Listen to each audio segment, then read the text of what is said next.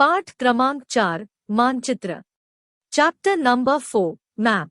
जब हम पूरी पृथ्वी का अध्ययन करना चाहते हैं तब ग्लोब हमारे लिए काफी उपयोगी साबित होता है। A globe can be useful when we want to study the earth as a whole. लेकिन जब हम पृथ्वी के केवल एक भाग जैसे अपने देश, राज्यों, जिलों, शहरों तथा गांवों के बारे में अध्ययन करना चाहते हैं तो यह हमारे लिए उतना उपयोगी साबित नहीं होता है। ऐसी स्थिति में हम मानचित्रों का उपयोग करते हैं। But when we want to study only a part of the earth, as about our country, states, districts, towns and villages, it is of little help. In such a situation we use maps. मानचित्र पृथ्वी की सतह या इसके एक भाग का पैमाने के माध्यम से चपटी सतह पर खींचा गया चित्र है। A map is a representation or a drawing of the Earth's surface or a part of it drawn on a flat surface according to a scale. लेकिन एक गोलाकार सतह को पूरी तरह से चपटा करना असंभव है। But it is impossible to flatten a round shape completely. जब बहुत से मानचित्रों को एक साथ रख दिया जाता है तब एक एटलस बन जाता है। एटलस विभिन्न प्रकारों तथा अलग अलग पैमाने से खींची गई मापों पर आधारित होता है। When many maps are put together we get an atlas. Atlases are of various sizes, measurements drawn on different scales. मानचित्रों से एक ग्लोब की अपेक्षा हमें ज्यादा जानकारी प्राप्त होती है। Maps provide more information than a globe. मानचित्र विभिन्न प्रकार के होते हैं। Maps are of different types. भौतिक मानचित्र पृथ्वी की प्राकृतिक आकृतियों जैसे पर्वतों, पठारों, मैदानों, नदियों, महासागरों इत्यादि को दर्शाने वाले मानचित्रों को भौतिक या उच्चावच मानचित्र कहा जाता है। Physical maps, maps showing natural features of the earth such as mountains, plateaus, plains, rivers, oceans, etc. are called physical or relief maps. राजनीतिक मानचित्र राज्यों, नगरों, शहरों तथा गांवों और विश्व के विभिन्न देशों व राज्यों तथा उनकी सीमाओं को दर्शाने वाले मानचित्र को राजनीतिक मानचित्र कहा जाता है। Political maps, maps showing cities, towns and villages, and different countries and states of the world with their boundaries are called political maps. Thematic मानचित्र कुछ मानचित्र विशेष जानकारियां प्रदान करते हैं, जैसे सड़क मानचित्र, वर्षा मानचित्र, वन तथा उद्योगों आदि के वितरण दर्शाने वाले मानचित्र इत्यादि। इस प्रकार के मानचित्र को थीमेटिक मानचित्र कहा जाता है। Thematic maps, some maps focus on specific information, such as road maps, rainfall maps, maps showing distribution of forests, industries, etc. are known as thematic maps. मानचित्र के 3 घटक हैं: दूरी, दिशा और प्रतीक। There are 3 components of maps: distance, direction and symbol. दूरी, distance, मानचित्र एक आरेखन होता है जो कि पूरे विश्व या उसके एक भाग को छोटा कर कागज के एक पन्ने पर दर्शाता है, या यह कह सकते हैं कि मानचित्र छोटे पैमाने पर खींचे जाते हैं। Maps are drawings which reduce the entire world or a part of it to fit on a sheet of paper. Or we can say maps are drawn to reduced scales. लेकिन इसे इतनी सावधानी से छोटा किया जाता है ताकि स्थानों के बीच की दूरी वास्तविक रहे। यह तभी संभव हो सकता है जब कागज पर एक छोटी दूरी स्थल की बड़ी दूरी को व्यक्त करती हो। इसलिए इस उद्देश्य के लिए एक पैमाना चुना जाता है। But this reduction is done very carefully so that the distance between the places is real. It can only be possible when a small distance on paper represents a large distance on the ground. Therefore, a scale is chosen for this purpose. पैमाना स्थल पर वास्तविक दूरी तथा मानचित्र पर दिखाई गई दूरी के बीच का अनुपात होता है। Scale is the ratio between the actual distance on the ground and the distance shown on the map. उदाहरण के लिए, आपके विद्यालय एवं आपके घर के बीच की दूरी 10 किलोमीटर है, जिसे मानचित्र पर 2 सेंटीमीटर की दूरी से व्यक्त किया गया है। इसका अभिप्राय है कि मानचित्र का 1 सेंटीमीटर स्थल के 5 किलोमीटर को दर्शाएगा। आपके रेखाचित्र का पैमाना होगा 1 सेंटीमीटर बराबर 5 kilometre. For example, the distance between your school and your home is 10 km. If you show this 10 km distance by 2 cm on a map, it means 1 cm on the map will show 5 km on the ground. The scale of your drawing will be 1 cm is equals to 5 kilometers. जब बड़े क्षेत्रफल वाले भागों जैसे महाद्वीपों या देशों को कागज पर दिखाना होता है, तब हम लोग छोटे पैमाने का उपयोग करते हैं। उदाहरण के लिए, मानचित्र पर 5 सेंटीमीटर स्थल के 500 किलोमीटर को दर्शाता है। इसको छोटे पैमाने वाला मानचित्र कहते हैं। When large areas like continents or countries are to be shown on a paper, then we use a small scale. For example, 5 cm on the map shows 500 km of the ground. It is called a small scale map. जब एक छोटे क्षेत्रफल वाले भाग जैसे आपके गांव या शहर को कागज पर दिखाना होता है, तब हम बड़े पैमाने का उपयोग करते हैं, जैसे स्थल पर 500 मीटर की दूरी को मानचित्र पर 5 सेंटीमीटर से दर्शाया जाता है। इस प्रकार के मानचित्र को बड़े पैमाने वाला मानचित्र कहते हैं। When a small area like your village or town is to be shown on paper, then we use a large scale that is 5 cm. On the map shows 500 meters only on the ground. It is called a large scale map. बड़े पैमाने वाले मानचित्र छोटे पैमाने वाले मानचित्र की अपेक्षा अधिक जानकारी प्रदान करते हैं। Large scale maps give more information than small scale maps.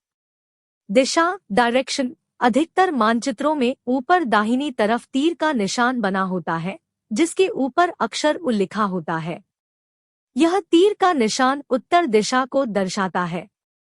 इसे उत्तर रेखा कहा जाता है। Most maps contain an arrow marked with the letter N at the upper right-hand corner. This arrow shows the north direction. It is called the north line. जब आप उत्तर के बारे में जानते हैं, तब आप दूसरी दिशाओं जैसे पूर्व, पश्चिम तथा दक्षिण के बारे में पता लगा सकते हैं। When you know the north, you can find out other directions, for example east, west and south. 4 मुख्य दिशाओं उत्तर, दक्षिण, पूर्व एवं पश्चिम को दिखाया गया है।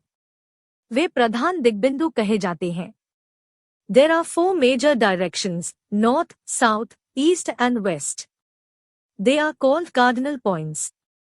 बीच की 4 दिशाएं हैं, उत्तर पूर्व, उपू, दक्षिण पूर्व, पू, दक्षिण पश्चिम, दप, तथा उत्तर पश्चिम, उप। Other 4 intermediate directions are northeast, ने, southeast, से, southwest, SW, and northwest, NW.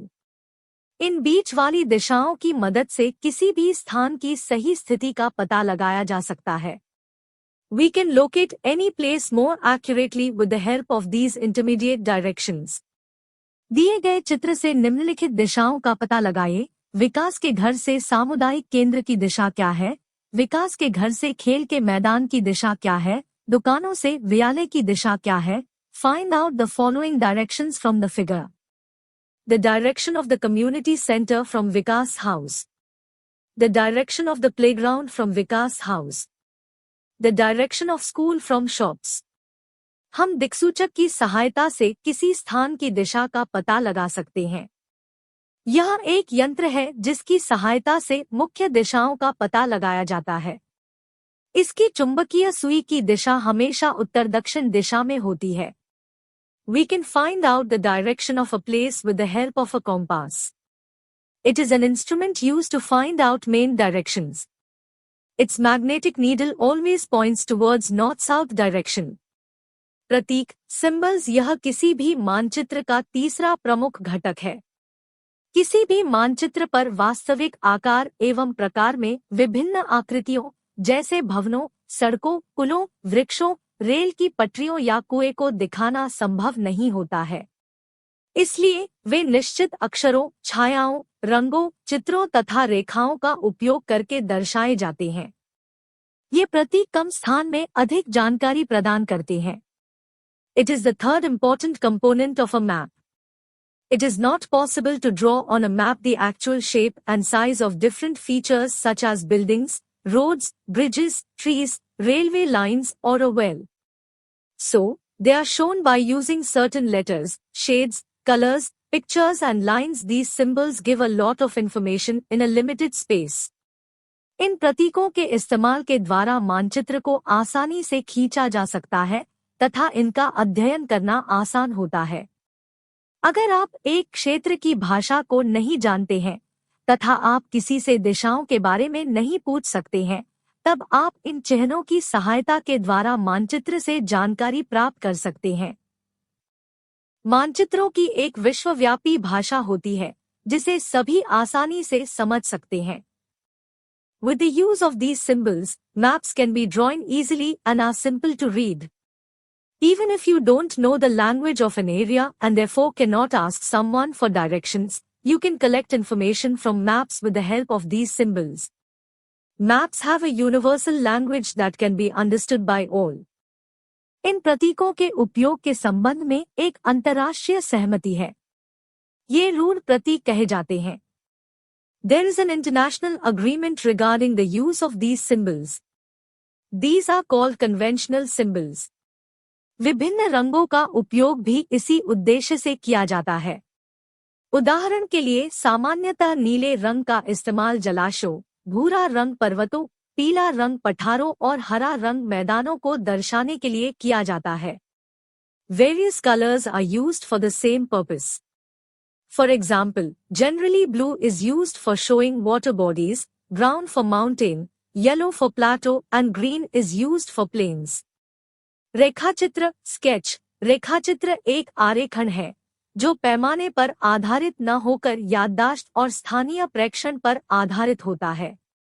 कभी कभी किसी क्षेत्र के एक कच्चे आरेखन की आवश्यकता वहां के एक स्थान को दूसरे स्थान के सापेक्ष दिखाने के लिए होती है।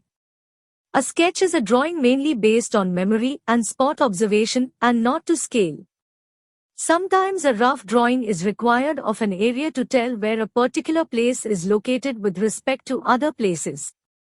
मान लीजिए कि आप अपने मित्र के घर जाना चाहते हैं, लेकिन आपको रास्ते की जानकारी नहीं है।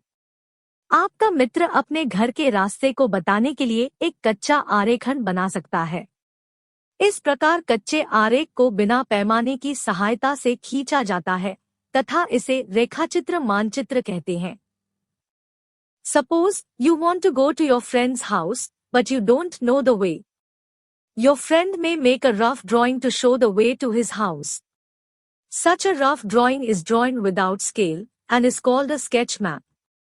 खाका प्लान एक छोटे क्षेत्र का बड़े पैमाने पर खींचा गया रेखाचित्र खाका कहा जाता है।